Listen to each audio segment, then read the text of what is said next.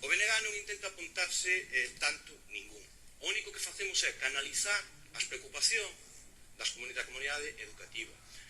E insisto, vostede recorreu aquí aos mantras que tamén nos intentan botar encima a nós. É dicir, non dixen mentira ninguna cando dixen que non houve comunicación da Consellería coa comunidade educativa e menos coa dirección do centro.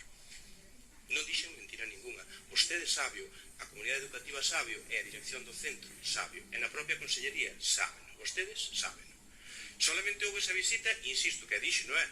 No mesmo mes no que caiu o teito. A partir de aí, a nada máis absoluta. Houve chamadas constantes á Consellería e todo foron largas. Estamos falando de fai 16 meses. Estamos falando tamén que, polo que vostede acaba de dicir, non consideran prioritaria esta actuación. Non a consideraban ata agora e parece que tampouco consideran. Por que? Facía vostede unha puntualización que me chama moita atención, é dicir, que non se veu comprometida a actividade lectiva, creo que dixo. Claro, efectivamente, podemos seguir dando clases. Pero eu creo que unha concepción da educación e do ensino vai máis alá dunha concepción de 4 paredes nas que se poden meter a un número elevado de alumnos e de alumnas para que reciban coñecemento.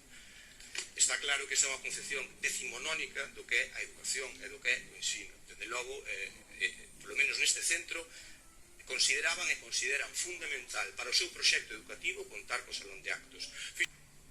E ainda así, tivemos que esperar 16 meses a que nos digan isto, despois de 3 intervencións, de 3 preguntas que trouxemos hasta aquí. Nós non queremos apuntarnos ningún tanto. Nós o que queremos é que se arregle dunha vez por todas o salón de actos.